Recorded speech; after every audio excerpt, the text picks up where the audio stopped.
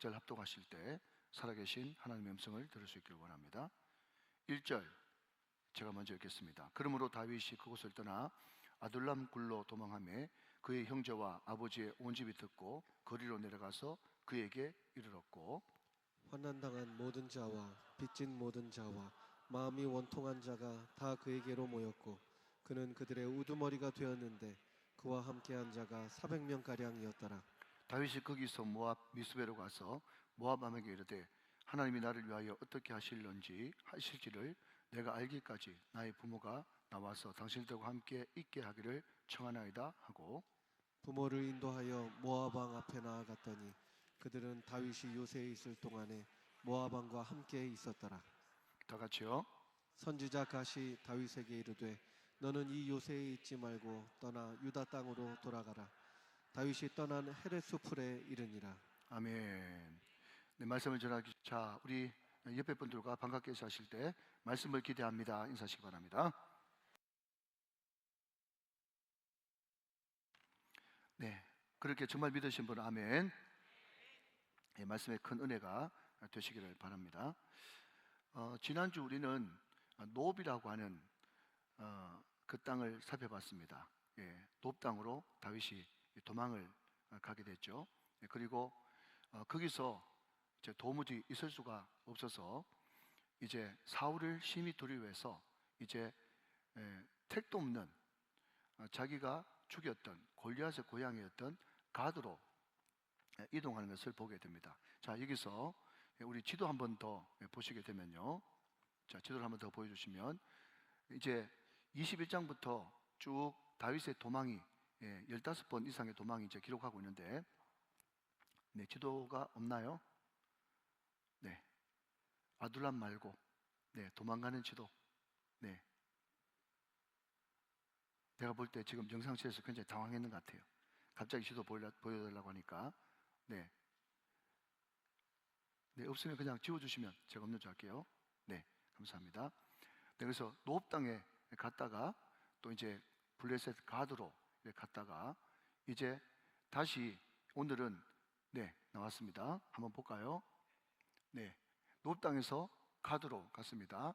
자, 또 가드에서 이제 아둘람으로 가게 되죠. 자, 아둘람에서 여러분 쭉 밑으로 내려와 가지고 여러분 오른쪽에 모압이 있습니다. 모압. 예, 모압으로 갔다.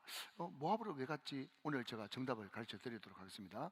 자, 모압에서 다시 네, 아둘람으로 와서 그일라 쪽으로 이렇게 갔다가 또 그 다음에는 엔게디, 갈멜, 계속 지금 다윗이 사무엘상 21장부터 30장까지 도망가는 그런 내용이 쭉 기록되어 있습니다. 자, 그런데 여러분 우리가 지난주에 살펴봤던 내용 중에 하나가 다윗이 일생일대에 가장 수치스러운 일을 당하게 되죠. 다윗이 정신없이 골리앗의 고향으로 갔다가 이제 지워주시고요. 거기서 어떤 일을 당합니까? 사람들이 자기를 알아보죠. 자기는 수염도 덥수룩하게 키우고 또 기르고 또 행색도 거짓골같이 하고 있었기 때문에 자기를 전혀 알지 못했을 것이다, 그렇게 생각했는데 이스라엘의 여인으로부터 시작되어진 그 이스라엘 한류 바람이 옆에 있는 블레셋까지 불어닥쳐가지고 블레셋에도 어떤 노래가 유행했어요? 사울은 천천히요 다윗은 만만이라고 하는 그런 그 가요가 유행을 해가지고 딱 보자마자 저거 다윗인데 그렇게 하니까 여러분 그 뒤에 다윗이 블레셋 왕 아기스 앞에서 심히 두려워했다.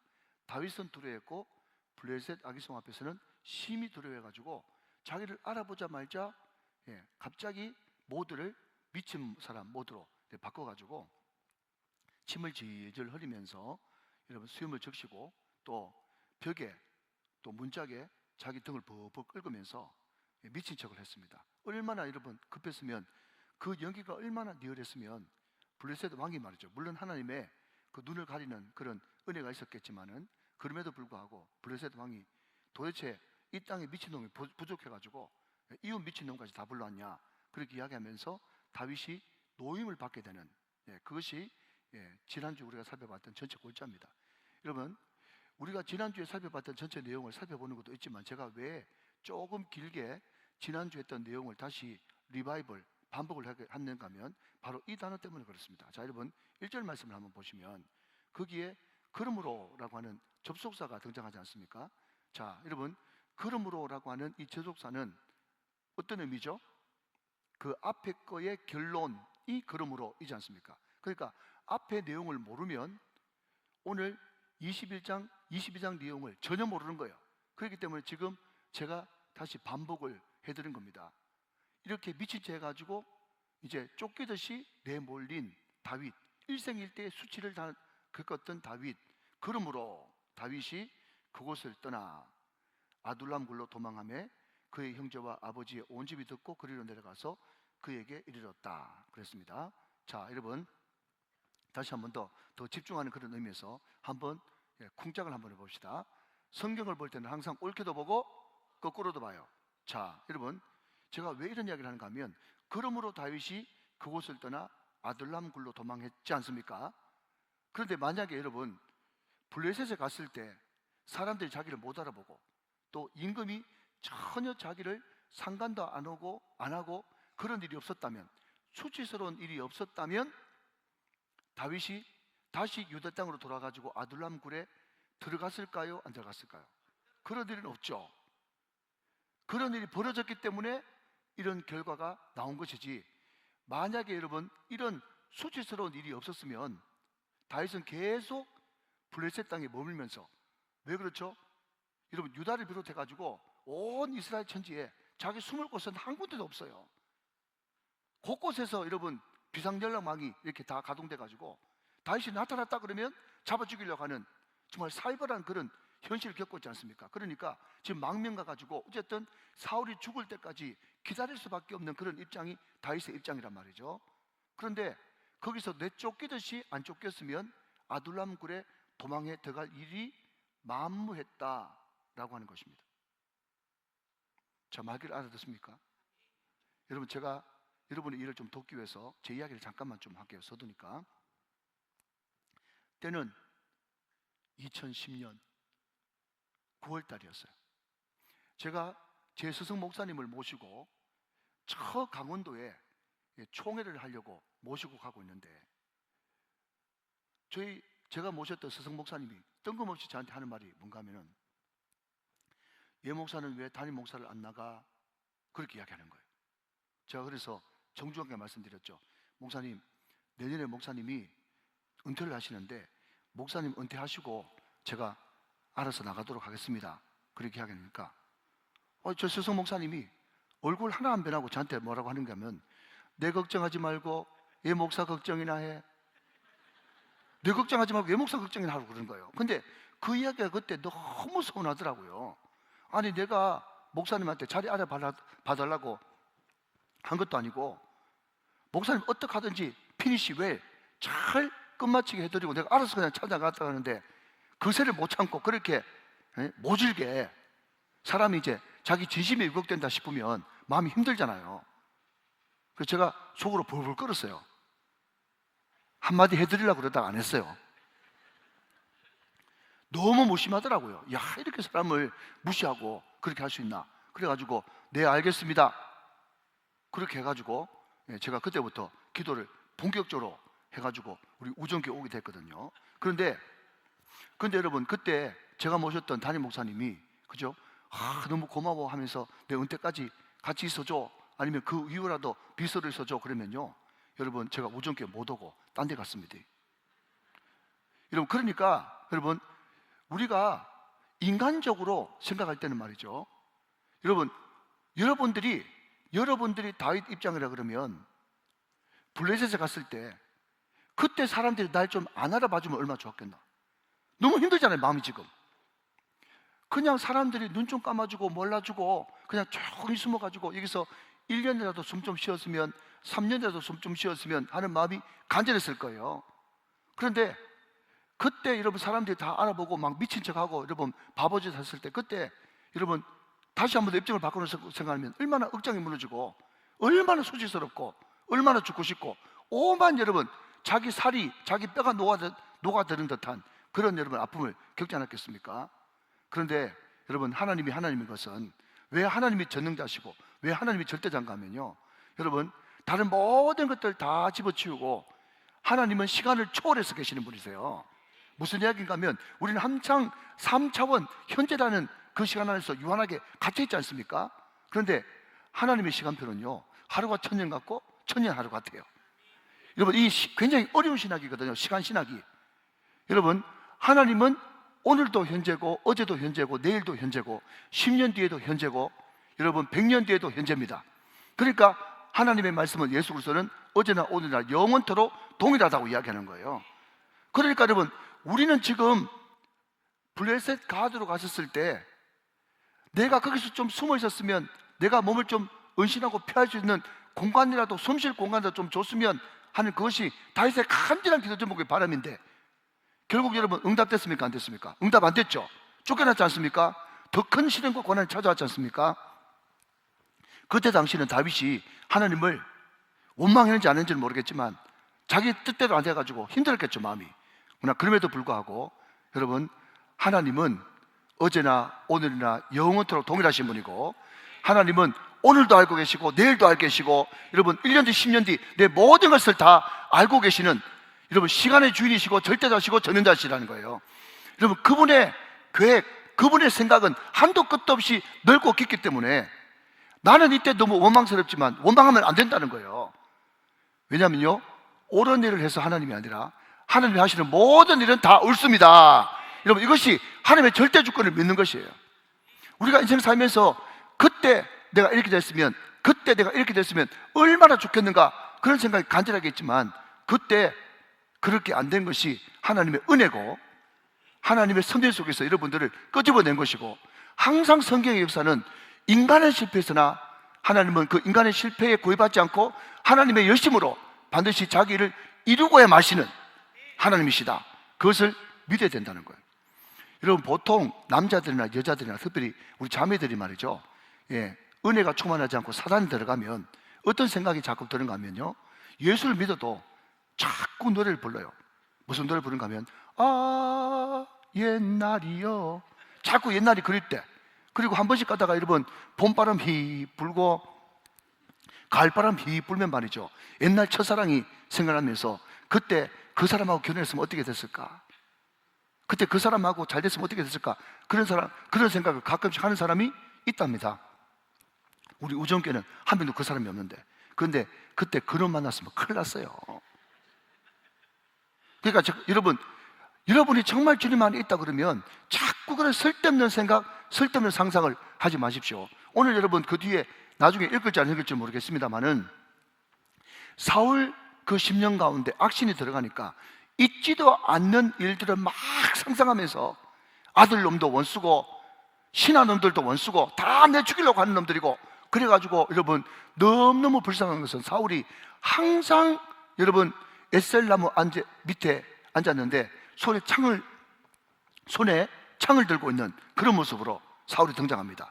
항상 여러분 사울이 악신에 들고 나서 하나님을 떠나고 난 다음에 사울이 하는 행동들마다 여러분 이것이 그냥 예표법이라고 좀 어렵게 이야기하거든요. 예표한다, 앞으로 미래가 예상이 된다, 이런 뜻인데, 여러분 사울을 볼 때마다 항상 사망의 냄새가 짙게 깔려있는 것을 보게 된다는 거죠. 그러나 반면 다윗은 항상 생명의 기운이 역동하고 감도는 것을 보게 됩니다. 사랑하는 여러분, 항상 여러분을 볼 때, 저를 볼 때 하나님의 생명이 역동하는 그런 은혜가 넘치게 되시기를 주님의 이름으로 축원합니다. 자, 여러분, 이 다윗이 만약에 그 가드에서 그런 일이 없었으면 아둘람 굴에 갈 수도 없었죠. 그런데 아둘람 굴로 가니까 거기에 여러분 이런 사람들이 기다리고 있습니다. 2절 말씀, 환난당한 모든 자와 빚진 모든 자와 마음이 원통한 자가 다 그에게로 모였고 그는 그들의 우두머리가 되었는데 그와 함께한 자가 400명가량이었더라 그랬습니다. 자, 여러분 다시 책갈피를 잘 접어놓으시고 자, 지난주 우리가 사무엘상 21장은 시편 34편이라고 그랬습니다. 그죠? 여호와의 선하심을 맛보할지라도 시편 있지 않습니까? 자, 같은 맥락에서 이제 시편 57편으로 한번 넘어가 보도록 하겠습니다. 자, 시편 57편 말씀, 시편 57편이요. 구약 성경 842쪽 찾으셨으면 아멘. 자, 여러분 먼저 표지가 굉장히 중요한데요. 표지. 제가 한번 읽어보겠습니다. 다윗의 믹담시, 인도자를 따라 알다셋에 맞춘 노래. 자, 같이 읽읍시다. 시작. 다윗이 사울을 피하여 굴에 있던 때에 그랬습니다. 자, 여러분 먼저 말씀드리면 시편 57편하고 시편 142편이 다윗이 사울을 피해 가지고 굴에 있을 때 지은 시입니다. 자, 그런데 여러분 다윗이 그때 굴에 있을 때, 아둘람 굴에 있을 때 어떻게 시를 지어서 슬픈 노래를 불렀는가 하면, 자, 여러분 시편 57편 예, 4절 말씀, 시편 57편 4절 말씀. 네, 죄송합니다. 시편 142편 다시 보겠습니다. 네, 죄송합니다. 시편 142편. 네, 시편 142편요. 시편 142편도 표지에 어떻게 되는가 하면 다윗이 굴에 있을 때에 지은 마스길 곧 기도 이렇게 되어 있지 않습니까? 그죠? 예, 시편 142편도 다윗이 굴에 있을 때입니다. 자, 시편 142편 4절 말씀 한번 보겠습니다. 시편 142편 4절 말씀. 자, 같이 한번 읽어보세요. 시작. 오른쪽을 살펴보셔서 나를 아는 이도 없고 나의 피난처도 없고 내 영혼을 돌아보는 이도 없나이다 그랬습니다. 여러분 다윗이 도망다니면서 얼마나 외롭고 얼마나 고독하고 얼마나 힘들었는가 하면 뭐라고 고백했는가 하면 오른쪽을 살펴보셔서 나를 아는 이도 없고 나의 피난처도 없고 내 영혼을 돌보는 이도 없나이다. 여러분 이것은 그냥 어떤 감독이 여러분 농담 삼아 패러다듯이 동일이도 없고 정보미도 없고 그 정도 수준이 아니고 말이죠. 다윗이 쫓겨가지고 아무리 쳐다봐도 자기 편이 한 명도 없다고 생각했고 실제로 없는 줄 알았어요. 제가 말씀드리고 싶은 것은 다윗은 아무도 자기 곁에 없는 줄 알았습니다. 그렇죠? 그런데 여러분 그건 자기 생각, 지 생각이고요. 오늘 성경 말씀 보니까 여러분 다윗이 정말 이렇게 도망칠 때 누가 내 곁에 사람 하나 있겠나 싶었는데 하나님께서 모아주신 누가 있었습니까? 400명의 아둘람의 용사들이 있었단 말이에요. 사랑하는 여러분, 아무도 없다고 생각하지 마십시오. 하나님이 붙여주신 사람이 있습니다. 여러분 이게 절대로 너무 여러분 우리는 상처를 많이 받으니까 자꾸 이런 성경에 있는 말씀을 그대로 여러분 섞지 않고 그냥 성경에 있는 말씀 그대로 해도 못 믿잖아. 못 믿으니까 여러분 있는 그대로 상처투성이로 그냥 살아가는 거예요. 여러분 제가 오늘 벌써 두 가지 말씀드렸습니다. 첫 번째는 뭡니까? 우리가 기도한 대로 안 돼도 결단코 낙심하지 마라. 왜냐하면 기도한 대로 안 되는 그것이 하나님의 더 큰 일을 시작하는 그런 출발점이 될 것이다. 마중물이 될 것이다. 그것을 믿어야 되는 것이고요. 여러분 우리가 고난당할 때 아무도 내 주변에 없다 생각하고 나는 외톨이다, 난 이러다가 죽겠지 라고 생각했는데, 그러나 나하고 똑같은 여러분 여기 등장하는 환난당한 자, 빚진 자, 마음이 원통한 자, 그 사람들이 누굽니까 여러분? 다윗과 똑같은, 다윗이 바로 그런 사람들인데 다윗과 똑같은 사람, 그 사람들이 다윗 주변에 모여드는 그런 역사가 일어났다 말이죠. 자, 그런데 여러분 우리는 아둘람의 400용사 그러니까 뭔가 조폭 비슷하게 여기 마음이 원통한 자, 빚진 자, 또 환난당한 자 그러니까 완전 비류, 루저, 영어로 루저라고 그러는데 그죠? 완전 그 뭐라 그럽니까? 거지 비슷한 그런 사람으로 착각합니다. 먼저 말씀드리고 싶은 것은, 그런데 그런 사람들 절대로 아니올시다. 자, 여러분 제가 한 가지 말씀을 드립니다. 자, 여러분 7절 말씀을 한번 보시죠. 7절 22장 7절 제가 읽습니다. 사울이 곁에 선 신하들에게 이르되 너희 베냐민 사람들아 들으라 그랬습니다. 자, 거기 밑줄 한번 그어보십시오. 너희 베냐민 사람들아 들으라.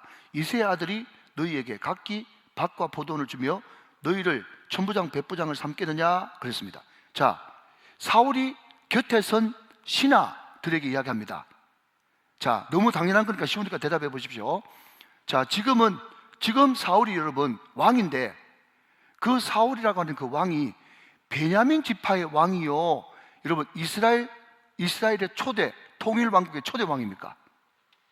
이스라엘의 초대 왕이죠. 12지파의 왕이란 말이죠. 그러면 여러분 12지파의 왕이면 자기 주변에 베냐민 사람 말고 모든 지파의 사람들 우두머리가 다 있어야 될 것 아닙니까? 그런데 여러분 7절 보니까 사울이 곁에 선 신하들에게 이르되 뭐라고요? 베냐민 사람들아 들으라 라고 이야기하는 거 보니까 지금 이 정상이 아닌 왕 이 사울이 자기 측근 자기 신하들을 누구만 뽑았다는 겁니까? 베냐민 사람들만 뽑았다는 것을 의미하는 거예요. 그러니까 여러분 안 좋은 리더의 특징이 뭔가 하면 탁월하지 못한 리더의 특징은요, 자기보다 뛰어난 사람을 절대로 자기 부하로 두지 못합니다. 그게 망조예요. 항상 여러분 나라가 안 되고 망하려고 그러면 자꾸 엉뚱상하지 말고 보편적으로 여러분 어떤 왕조든 어떤 나라든 안 좋은 리더의 대표적인 여러분 경우가 뭔가 하면 자기보다 못하고 바보 같고 여러분 천치 같은 그런 사람들을 자기 신하로 하고 자기보다 뛰어난 사람 다 죽여버립니다. 그게 안 되는 나라의 특징이에요. 그러니까 지금 사울이라고 하는 임금은 누구를요? 모든 사람 다 배척해버리고 그 중에 가장 핍박 많이 받은 사람이 어느 지파겠습니까? 다윗이 속한 유다 지파죠. 유다 지파 사람들은 여러분 다 한적으로 몰아내버리고 자기 출신 베냐민 지파만 신하로 둬가지고 지금 완전 거기에 쌓여가지고 그냥 온갖 이야기를 다 하면서 횡설수설하면서 지금 왕의 막바지를 걸어가고 있다 하는 것입니다. 자, 그러니까 제가 말씀드리고 싶은 것은 다시 돌아오면 여기에 환난당한 자, 빚진 자, 마음이 원통한 자, 이 사람들이 여러분 거지 비슷한 무식한 사람들이 아니고 사울 정권에서 그냥 중용되지 못하고 한직에 밀려가지고, 여러분 저도 고모는 아들이기 때문에 아무리 유명한 사람이라도 출신 지역이 달라가지고 여러분 한직에 밀려가고 저 끝에 가가지고 있다가 지금 못하고 여러분 제대하는 그런 사람들 많이 봤거든요. 그러니까 똑똑하고 유능하다고 다 출세하는 것이 아니란 말이죠. 어떤 정권이 들어서느냐, 예를 들자면 다 포용하는 정권이 들어서느냐 아니면 편협한 정권이 들어서는가에 따라 가지고 유능한 사람이 낙방되기도 하고, 여러분 군인 중에 탁월하다고 무조건 사승장군 되는 게 아니에요. 그 뒤부터는 뭐가 있어야 된단 말이에요. 그러니까 거기에서 소위 말해서 요직에서 밀려난 그런 사람들이 여러분 한직에 밀려있다가 다윗에게 모여든 사람, 그러니까 결국 거기에 있던 요압이라든지 기타 등등이 다 여기 출신들 중에 당시에 선지자 대표도 되어지고 장군 대표도 되어지고 모든 사람들이 다 여기서 여러분 아둘람 아카데미에서 다 선발된 사람들이 다윗 왕국의 마주물이 되어지는 것입니다. 자, 여러분 이제 3절로 갑니다. 다윗이 거기서 모압 미스베로 가서 모압 왕에게 이르되 하나님이 나를 위하여 어떻게 하실는지 내가 알기까지 나의 부모가 나와서 당신들과 함께 하기를 청하나이다 그랬습니다.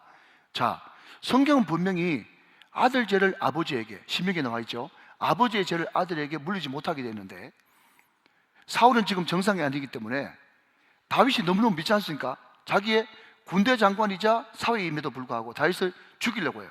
그런데 다윗이 계속 여러분 사울 입장에서 미꾸라지처럼 빠져나가니까 신경질을 하고 여러분 분을 참지 못하면 결국 여러분 그 화살, 그 불똥이 어디에 튀겠습니까? 자기 부모 형제들한테 연좌제처럼 튀는 그런 경우가 있겠죠. 그러니까 그 부모와 형제들을 다윗이 끌어안고 어디로 갔는가 하면 모압 지방으로 넘어가는 것을 보게 돼요. 그런데 여러분 아시는 대로 이스라엘은 길쭉하게 생겼지 않습니까? 전체 땅 양을, 땅 총 면적을 다 합치면 강원도 땅덩어리만큼 되어지는데 그냥 상하는 길지만은 또 좌우는 길지 않아 가지고, 그러니까 지금 블레셋이 해변 쪽에서 있는데 그냥 그 블레셋에서 베들레헴까지 한 걸어서 한 4시간, 그리고 베들레헴에서 이제 요단강만 건너가면 모압이 바로 나오기 때문에 또 4시간만 건너가면 총 8시간만 걸어가면 국경을 넘어갈 수가 있는 거예요. 자, 그러면 다윗이 모압을 왜 갔을까?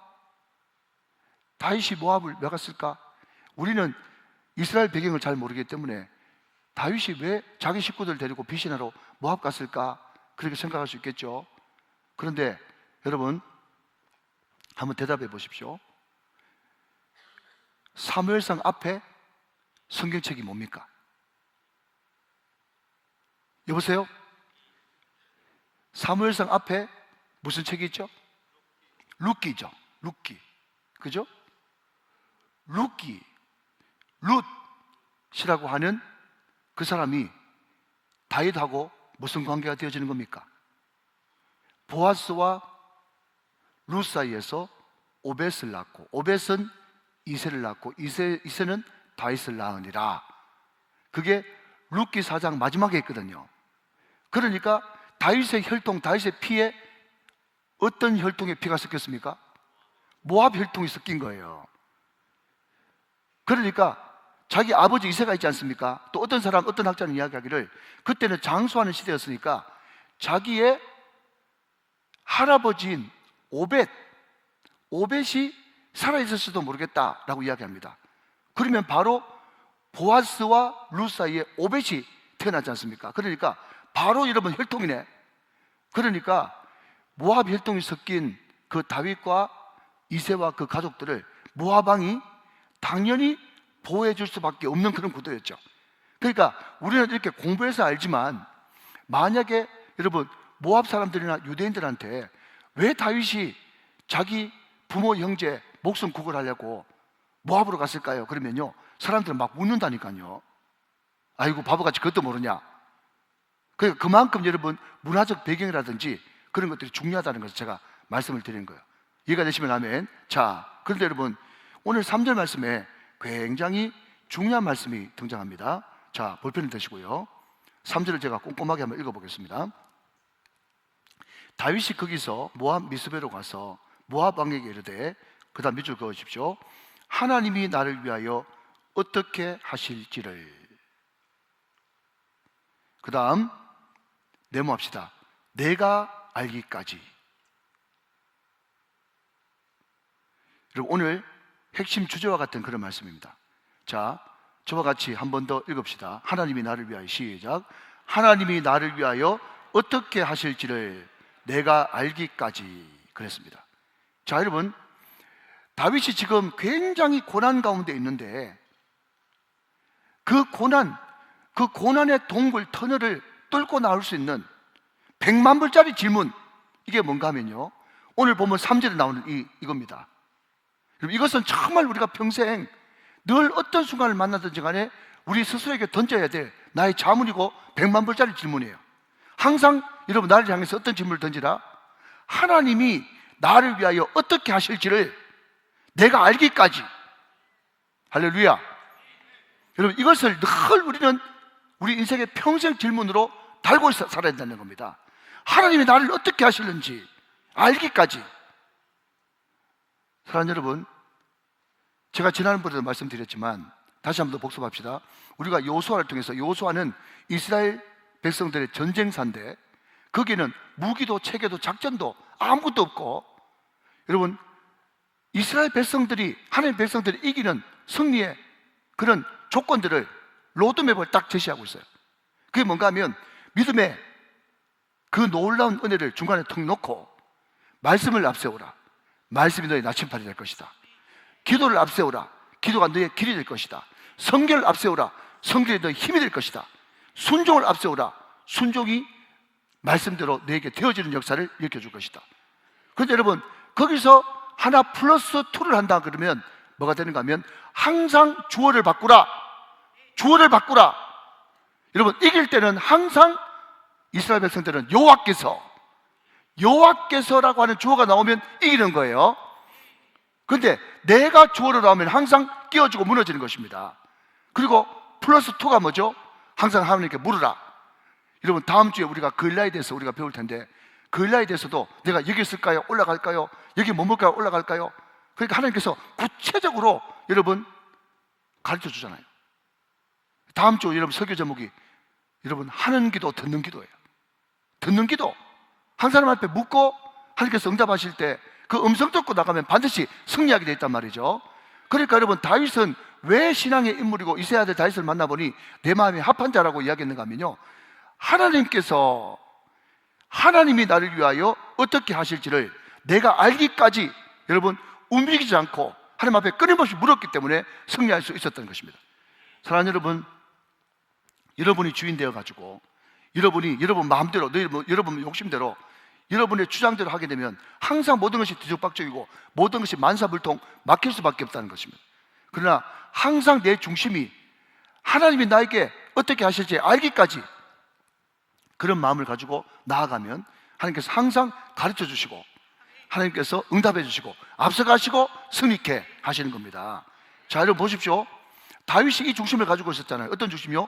하나님이 나를 위하여 어떻게 하실지를 내가 알기까지 라고 하는 이 마음 중심을 가지고 있으니까 여러분 갑자기 여러분 이 사람이 등장합니다. 자, 여러분 5절 말씀 한번 보실까요? 5절 말씀. 선지자 갓이 다윗에게 이르되 너는 이 요새에 있지 말고 떠나 유다 땅으로 들어가라. 다윗이 떠나 헤롯수풀에 이르니라 그랬습니다. 자, 여러분 갑자기 선지자 갓이 어디서 등장합니까?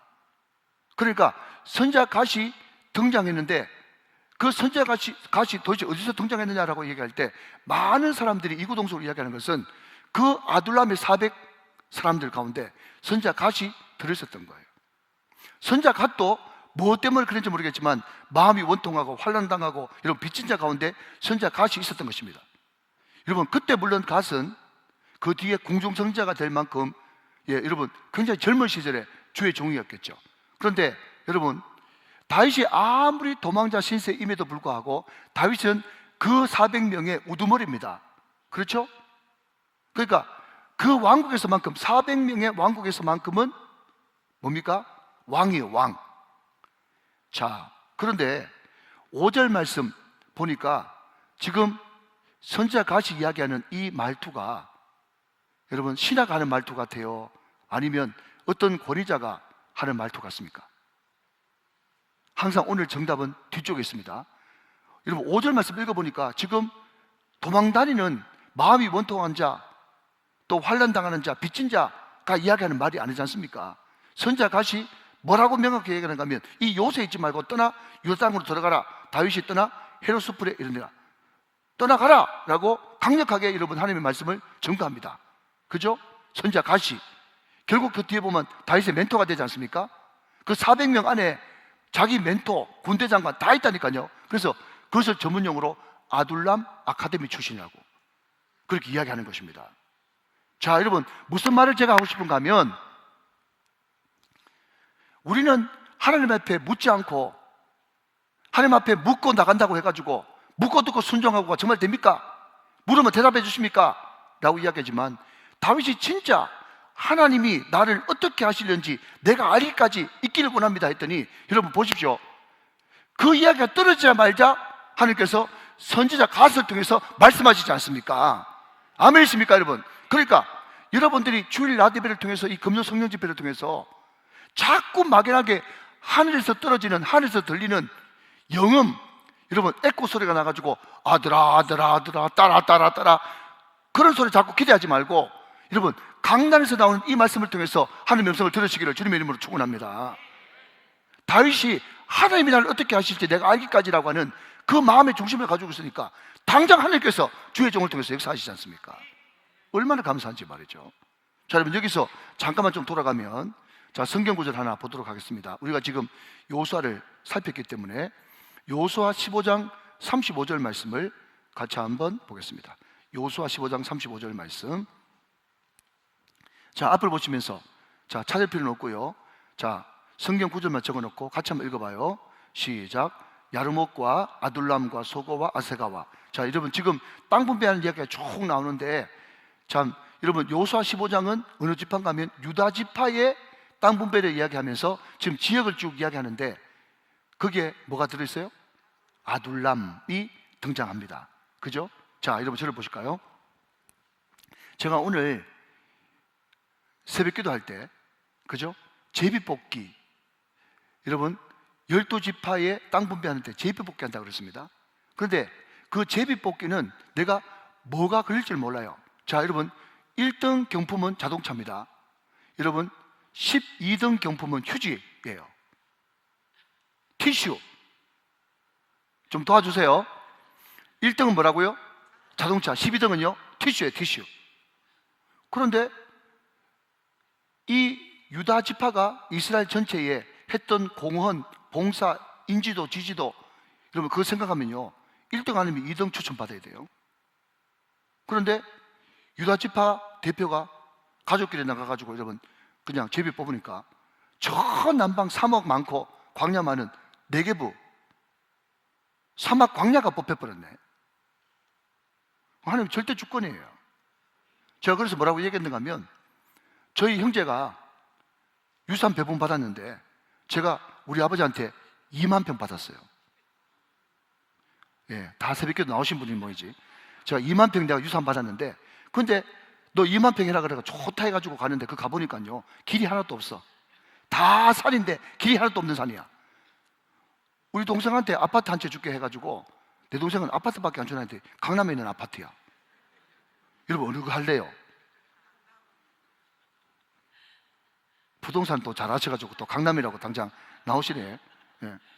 그러니까 여러분 지금 여기 등장하는 이 요수아 15장에 등장하는 모든 이름들이 있지 않습니까? 자, 여러분 여기서 아둘람 굴을 한번 띄워주셔야 돼요. 아둘람 굴을 한번 띄워주시면, 자, 여러분 이거 앞으로 부모한테 상속 받을 때 아파트 받지 말고 이런 거 받으시기 바랍니다.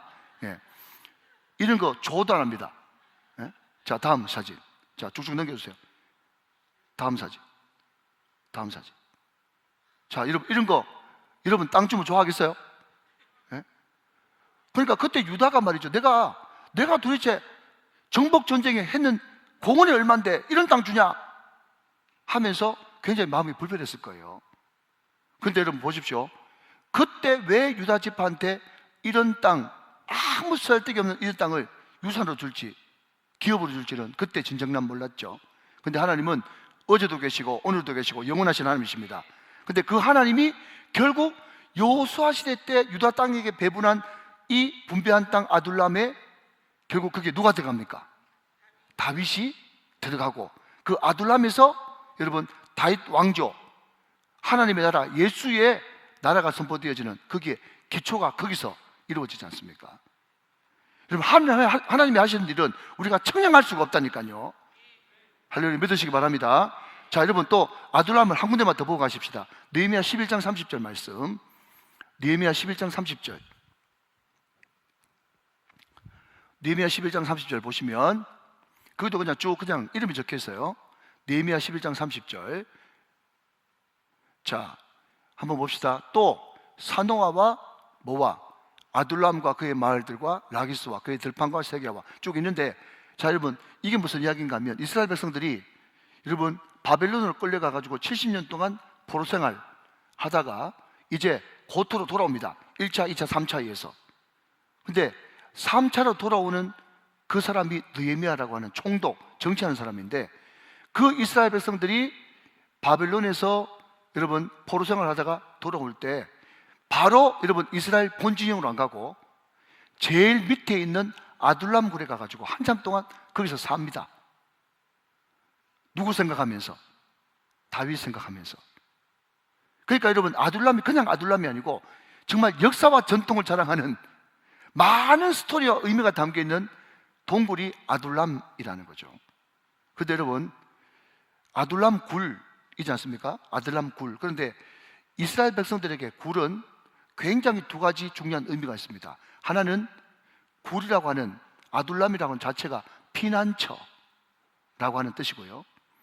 나의 피난처 대신 예수 사랑한다, 의지한다. 예, 피난처라고 하는 뜻이고, 그리고 여러분 우리가 막벨라 굴 들어보셨습니까? 막벨라 굴. 그런데 그 막벨라 굴이 나올 때마다 항상 단골로 등장하는 그게 뭔가 하면 누가 죽고 조상에게로 돌아갔다라고 하는 그런 단어가 항상 세트로 등장하지 않습니까? 그러니까 굴은 첫 번째는 피난처고 두 번째는 뭔가 하면 무덤의 의미입니다. 여러분 기독교는요 부활의 종교이기 때문에 무덤에서부터 십자가에서부터 시작된 종교입니다. 자, 그러니까 여러분 굴이 무덤인데 왜 조상에게로 돌아갔는가 하면, 우리처럼 그 사람들은 평지를 만들어 가지고 눕히지 않고 굴에 세워서 장사를 지냅니다. 그런데 어느 시간 여러분 지나고 난 다음에 여러분 그 뼈가 이제 다 해골밖에 남지 않았지 않습니까? 그러면 그 다음 아들 때에, 그 다음 누구 때에 여러분 그 다음 들어갈 사람이 있겠죠. 그러면 그 앞에 있었던 그 뼈를 다 추려 가지고 한 켠에 뭐가 있는가 하면 그 가족들, 할아버지, 정조 할아버지, 고래 할아버지가 그냥 쌓여 있는 유골들이 있단 말이죠. 그 유골들 있는 대로 여러분 그 뼈가 이제 들어가게 되고 새로운 죽은 사람들이 거기에 그 무덤을 차지하게 되는 겁니다. 그러니까 이미 죽었던 사람이 이제 그 조상들의 뼈와 같이 합쳐진다라고 하는 그런 의미에서 조상에게로 돌아갔다라고 하는 그런 표현을 쓴다는 거죠. 이해가 되시면 아멘. 자, 여러분 다시 오늘 본문으로 돌아와서 하나님이 나를 위하여 어떻게 하실지를 내가 알기까지 라고 했었을 때 여러분 선지자 갓이 이렇게 이야기합니다. 다윗에게 이르되 5절 너는 이 요새에 있지 말고 떠나 유대 땅으로 들어가라 라고 했는데 여기에 빠진 원문에는 있는데 우리 한글말에는 빠진 단어가 하나 있는데 그게 뭔가 하면 레카라고 하는 단어입니다. 레카. 그런데 이 레카가 어떤 뜻을 가지고 있는가 하면 너를 위하여 라고 하는 뜻을 가지고 있어요. 그러니까 5절 말씀을 여러분 원어대로 한번 읽어보면 이렇게 되어지는 겁니다. 제가 한번 더 읽어보겠습니다. 선지자 갓이 다윗에게 이르되 너는 이 요새에 있지 말고 너를 위하여 떠나 유다 땅으로 들어가라 라고 해야 원문에 가깝습니다. 제가 무슨 말을 드린가 하면 다윗의 마음 중심 가운데 어떤 질문을 늘 가지고 있었다고요? 하나님이 나를 위하여 어떻게 하실지 내가 알기까지, 하나님이 나를 위하여 어떻게 하실지 그걸 궁금했잖아요. 그러니까 선지자 갓이 정확하게 너를 위하여, 다윗이 하나님이 나를 향한 뜻이 뭔지 궁금하니까 너를 위하여 이 요새에 있지 말고 어디로 가라? 유다 땅으로 가라 라고 했습니다. 자, 유다 땅으로 가가지고 결국 유다 땅 아둘람 굴에서 나와가지고 무슨 숲을? 헤렛 숲으로 들어갔지 않습니까? 헤렛 숲을. 5절 끝에 나오죠. 헤렛 숲을 나오죠. 자, 그러면 헤렛 숲을에 왜 가라고 했는가? 자, 지도를 하나 띄워주시면, 지도 2. 자, 띄워주시면, 자, 여러분 보십시오. 잘 보이십니까? 자, 저 위에 아둘람 동굴이 비교적 잘 보이죠? 저 있죠? 자, 그 아둘람 동굴에서 나와가지고 유대 땅 어디로 가라고요? 헤렛으로 갑니다. 헤렛으로 왜 가는가 하면 그 옆에 뭐가 있어요? 그일라가 있어요. 그일라. 자, 여러분 한 장 넘겨가지고 23장 보니까 그 다음 다윗이 도망갔던 장소가 어디입니까? 그일라입니다. 그일라. 그런데 그일라가 지금 적들로부터 위험에 처해졌거든요. 그런데 하나님이 왕을 세운 것은 하나님의 이름으로, 여호와의 이름으로 그 백성들 구원하고 그 백성들 지켜내라고 하나님께서 왕으로 세우셨지 않습니까? 사울은 말할 것도 없고, 그런데 사울은 지금 주어가 누굽니까? 자기예요. 자기. 백성들은 아무 관심 없어요. 자, 여러분 확인 한번 해보실까요? 자, 여러분 8절 말씀입니다. 8절 7절 읽었으니까 제가 8절 한번 살펴보죠. 지금 다윗의 상태입니다. 너희가 다 공모하여 나를 대적하며 내 아들이 이새의 아들과 맹약하였을 때 내게 고발하는 자가 하나도 없고 나를 위하여 슬퍼하거나 내 아들이 내 신하를 선동하여 오늘이라도 매복하였다가 나를 치려하는 것을 내게 알리는 자가 시작 하나도 없도다. 지금 완전 여러분 이 말씀 읽어보니까 완전 정신이상자라는 것이 드러났죠. 완전 피해망상에 여러분 빠져가지고 오로지 자기 생각밖에 없는 거예요. 그래가지고 여러분 다음 주에 가면 이제 다윗이 완전 궁지에 몰려가지고 죽게 됐는데 그때 하나님께서 블레셋을 일으켜가지고 신하들이 급하게 지금 블레셋이 쳐들어왔습니다 하면서 여러분 일이 터졌기 때문에 사울이 블레셋으로 갔지, 안 그러면 온 나라 군대를 다 동원해가지고 다윗 죽이는데 혈안이 돼 있어요. 혈안이 돼 있단 말이죠. 그러니까 여러분 그일라라고 하는 지방에 적들이 와가지고 자기 백성들이 지금 죽든지 말든지 여러분 전혀 사울은 관심이 없습니다. 그러니까 일단 거기서 벌써 왕의 자격이 없어진 거예요. 그런데 왕도 여러분 그 어려울 때 자기 개인적으로 어려울 때 안 구하는데 결국 하나님께서 유대 땅 헤롯스풀로 가라 해가지고 그 가까이 이동시켜가지고 결국 다윗으로 하여금 무슨 전쟁을 하라고 그일라 구원하는데 쓰임받고, 사람들이 여러분 그때까지는 오해한 거예요. 다윗이 자기가 잘나고 사람들이 한테 인기 좋고 하니까 뭔가 다윗이 그냥 영문을 도모하는가 보다 생각했는데 그일라를 구원하는 그 사건을 통해서 완전 여론이 반전되면서 정말 하나님이 세우신 진정한 왕은 다윗이고 우리를 생각하는 왕은 다윗이구나 라고 하면서 다윗이 왕으로서 정당성을 얻는데 큰 공헌을 한 것이 그일라입니다. 사랑하는 여러분, 하나님의 인도대로 인도함을 받으면 반드시 좋은 일이 일어나는 줄로 믿으시기 바랍니다. 성경이 여러분 치밀하고 조밀하게 그것을 증명해 주고 있지 않습니까? 하나님이 인도한 대로 순종하면, 묻고 듣고 순종하면 반드시 좋은 일이 일어난다니까요. 자, 그러면 여러분, 좋은 일이라 그래가지고 등 따시고 배부르고 아무 어려움 없는 일이냐? 자, 하나님의 인도로 여러분 갔지만 그 뒤에 다윗이 기다리고 있는 것은 뭐였습니까? 전쟁에서 전쟁.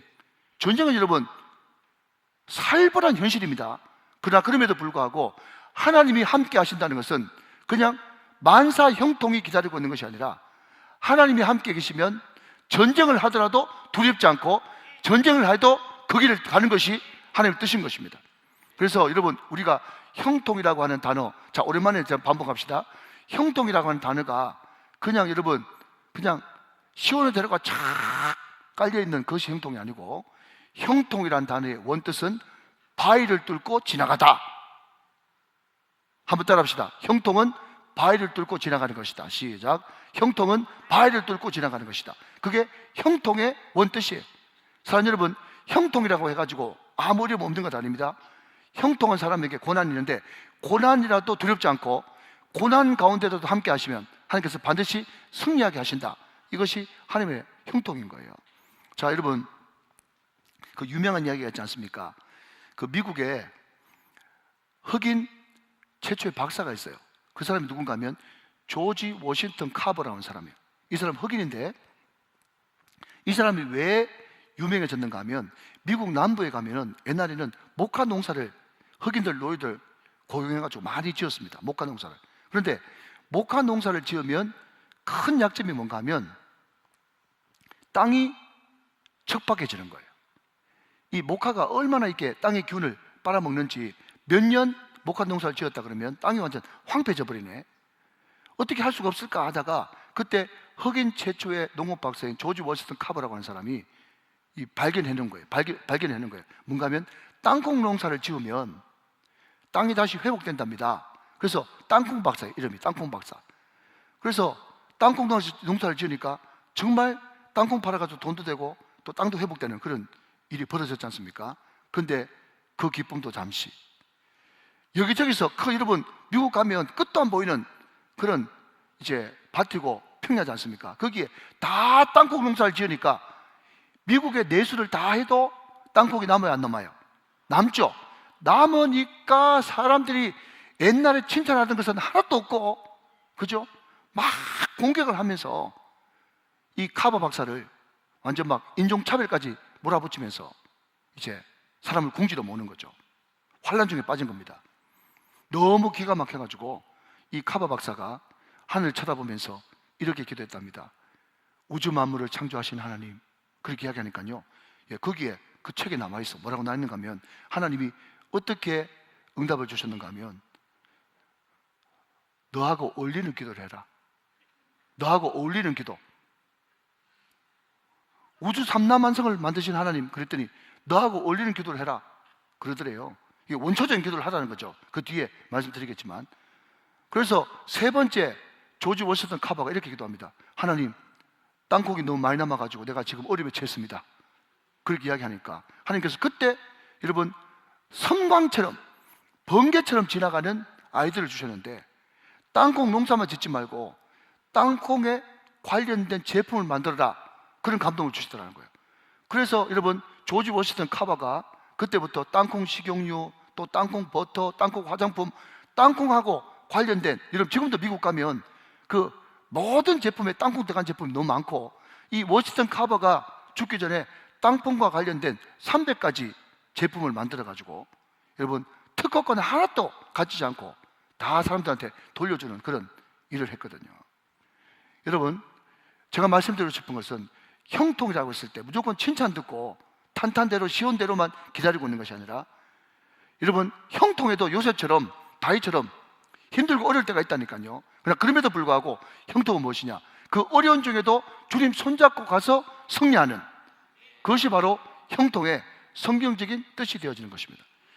여러분, 어렵고 힘들어도 주님과 함께 손잡고 나가면 강하고 담대하게 승리하게 되는 역사가 일어날 줄로 믿습니다. 자, 여러분 6절 한번 보시죠. 6절 한번 더 읽도록 하겠습니다. 사울이 다윗과 그와 함께 있는 사람들이 나타났다함을 들으니라. 그 다음, 그때에 사울이 기브아 높은 곳에서 손에 뭘 들었어요? 단창을 들고 에셀 나무 아래에 앉았고 모든 신하들은 그의 곁에 서 있습니다. 손에 단창을 들었습니다. 그리고 에셀 나무 아래에 앉았습니다. 자, 여러분, 이게 예표인데, 자, 손에 단창을 들고 에셀 나무에 앉았습니다. 나무 아래에 앉았습니다. 자, 거기에 사무엘상 31장 13절 말씀 하나 적어 놓으시고요. 관련 구절 한번 보도록 하겠습니다. 사무엘상 31장 13절 말씀 같이 한번 보죠. 자, 여러분, 사무엘상 31장은요 사울이 마지막으로 죽는 장면입니다. 자, 같이 한번 읽어보겠습니다. 시작. 그의 뼈를 가져다가 야베스 에셀나무 아래에 장사하고 7일 동안 금식하였습니다. 자, 그의 뼈를 가져다가 마지막으로 묻힌 곳이 어디입니까? 에셀나무 아래에 묻혔어요. 그리고 이스라엘 백성들은 사울이 죽은 것을 애곡하면서 7일 동안 금식하는 그 장면입니다. 에셀나무 아래에서 단창에 손을 들고 있었는데 에셀나무 아래에 묻혔다. 여러분, 이것이 예표법인 거예요. 예표법. 뭔가 복선이 깔려 있지 않습니까? 여러분, 좀 전에도 말씀드렸지만 사울은 항상 그 가운데 사망의 기운이 돌고 있습니다. 그런데 다윗은 항상 사람을 살리는 생명의 기운이 돌고 있어요. 그러니까 그 다윗의 후손을 통해서 생명의 주 되신 예수님이 나신 것입니다. 자, 여러분, 또 한 사람이 있습니다. 그 사람이 누군가 하면 9절입니다. 9절. 지금 사울이 정신이 없어가지고 횡설수설하고 있는데 그 횡설수설하는 왕에게 또 아첨하고 잘 보려고 하는 사람이 있어요. 자, 볼펜 드시고 9절 말씀. 그때에 에돔 사람 도액이 사울의 신하 중에 섰더니 대답하여 이르되 이새의 아들이 노베 와서 아이두베 아들 아히멜렉에게 이런 것을 내가 보았는데 그랬습니다. 자, 누가 등장합니까? 사울의 목자장 되는 도액이라고 하는 사람이 등장했는데, 근데 이 도액을 성경에는 정확하게 에돔 사람이다, 에돔 사람이다 라는 것을 말해주고 있습니다. 자, 여러분, 시간이 없어서 다 읽지 못합니다. 무슨 이야기인가 하면 항상 여러분 성경은 두 갈래입니다. 하나는 사울의 길, 하나는 다윗의 길, 그리고 하나는 야곱의 길, 하나는 에서의 길입니다. 사울의 길과 에돔, 에서의 길은 항상 사막의 냄새가 진동합니다. 결국 여러분 사울이 돌아가지고 여기 다윗에게 제사장들만이 먹을 수 있는 질선병과 골리앗의 칼을 줬던 누구를? 아히멜렉을 죽이게 되는데 그 신하들한테 너희들이 죽이라 그랬더니 다 주의 종 건더기를 두려워해가지고 아무도 안 건드립니다. 그러니까 도액한테 시켜가지고, 도액이 누구라고요? 반대편에 있는, 그죠? 야곱과 반대편에 있는 에서의 후예 에돔 사람 도액, 그 반대편, 하나님과 반대편에 있는 그 사람을 통해서 무려 아무 죄가 없는 제사장과 그 아들들과 가축과 그 모든 것들을 죽이는데 하루아침에 제사장, 세마포 옷을 입은 제사장 85명을 죽여버리는 끔찍한 살육이 벌어집니다. 그러니까 여러분, 결국 다윗의 편에 선다는 것, 또 야곱의 편에 선다는 것은 뭔가 하면 나는 인간적으로는 아무것도 아니지만 그럼에도 불구하고 나는 예수님이 필요합니다. 나는 예수님이 필요합니다. 그것을 고백하는 사람이 다윗 편이고 야곱 편이라는 거예요. 사랑하는 여러분, 오늘 저와 여러분이 야곱의 후손, 다윗의 후손으로 부름을 받았다는 것입니다. 그것이 하나님의 축복인 줄로 여러분 믿으시기 바랍니다. 자, 여러분 이제 말씀을 정리해 가면서 자, 잘 접어 놓으시고요. 자, 한 번 더 이제 룻기로 한번 가서 마지막에 한번 확인해 보도록 하겠습니다. 사사기 다음에 룻기 4장.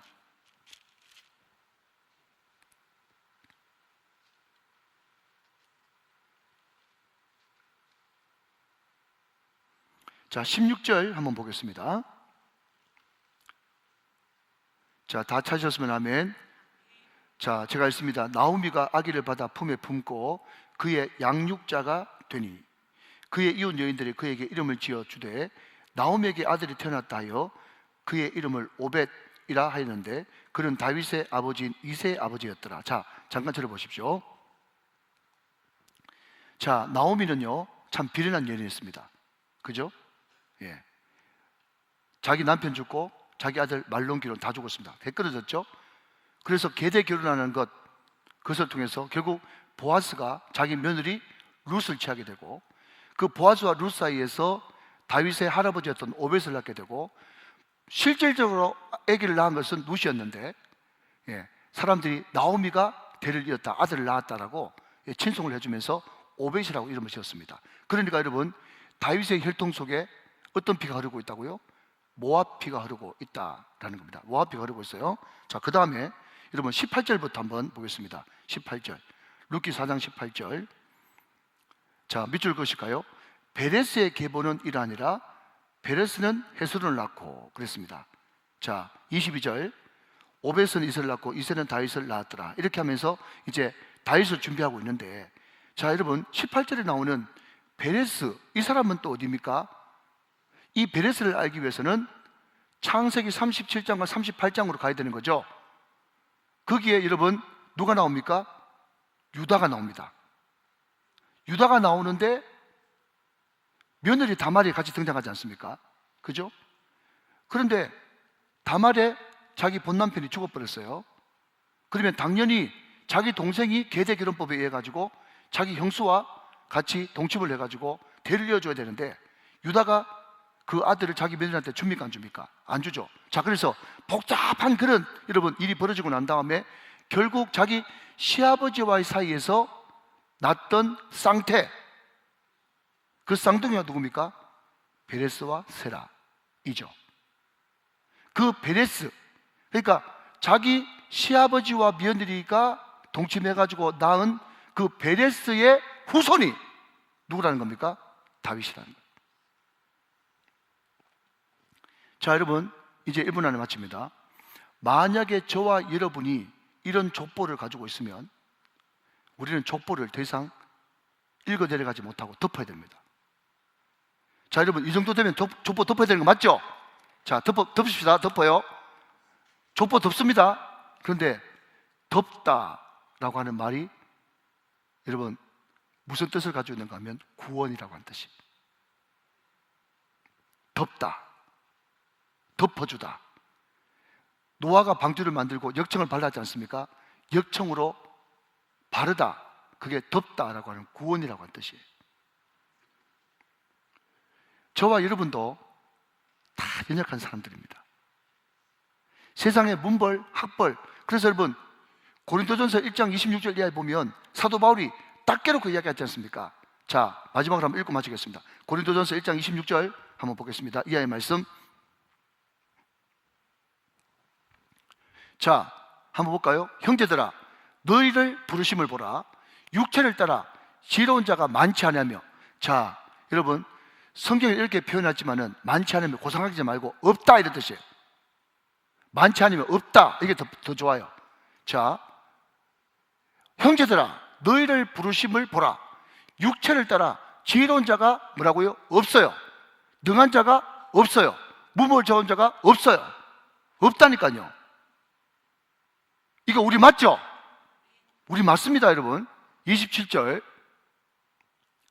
그러나 하나님께서 세상에 미련한 것을 택하사 지혜 있는 자들을 부끄럽게 하려 하시고 세상에 약한 것들을 택하사 강한 것들을 부끄럽게 하려 하시며. 28절 같이 있습니다. 시작. 하나님께서 세상에 천한 것들과 멸시받는 것들과 없는 것들을 택하사 있는 것들을 폐하려 하시나니. 마지막 29절입니다. 시작. 이는 아무 육체도 하나님 앞에 자랑하지 못하게 하려 하심이라. 할렐루야. 여러분, 우리는 다윗처럼 원통한 자예요. 비천한 자입니다. 우리는 지친 사람이고 아무것도 없는 필요한 사람들이에요. 그런 우리를 하나님께서 일방적으로 불러주셔서 하나님 자녀를 삼으시고 여러분 그의 보혈로 덮어 우리를 가려워주시고 그 가려워주신 구원 때문에 우리는 이 자리에 앉아 있게 된 것입니다. 오늘 제가 여러분 담임 목사가 된 것도, 오늘 여기에 장로님, 권사님, 집사님이 되신 것도 다 하나님의 은혜로 된 것이고 하나님께서 덮어주시는 그 은혜가 있었기 때문에 여러분 우리는 주님 앞에 나올 수 있었던 것입니다. 여러분 읽지는 않겠지만 우리가 아까 살펴봤던 시편 57편과 시편 142편에서도 다윗이 어떻게 그 동굴에서 빠져나올 수 있었냐라고 했었을 때, 다윗은 여러분 그 동굴에 빠졌을 때 부르짖는 기도, 원초적인 기도를 하나님 앞에 드렸고, 여러분 시편 57편에 보면 그 유명한 말이 있지 않습니까? 뭐라고요? 내 마음이 확정되고 확정되어 사오니 비파야 수금아 낄지어다 내가 새벽을 깨우리로다. 내가 만민 중에 주께 감사하며 주님을 찬양하겠습니다. 사랑하는 여러분, 다윗의 찬양은요 동굴 밖에 나가서 찬양한 것이 아니라 동굴 안에 있을 때 찬양을 드린 것입니다. 그 찬양이 여러분 강력한 무기가 돼가지고 그 동굴을 빠져나올 수 있는 능력이 된 것이죠. 여러분 그것이 신약으로 넘어가면 바울과 실라가 하나님 앞에 감옥 속에서 그 동굴 가운데서 불렀던 찬양인 것입니다. 오늘 여러분 가운데 동굴이 있습니까? 여러분 가운데 묶임이 있습니까? 사랑하는 여러분, 그 묶임과 그 동굴도 하나님께서 허락하신 환경과 형편이라는 사실을 생각하면서 하나님 앞에 원초적인 기도를 들으시고 이 찬양이 강력한 무기가 되어주시고 그리고 현장에 하나님의 말씀을 듣고 뛰어들어감으로 말미암아서 승리하는 저와 여러분 다 되시기를 주 예수 그리스도의 이름으로 축원합니다. 축복합니다.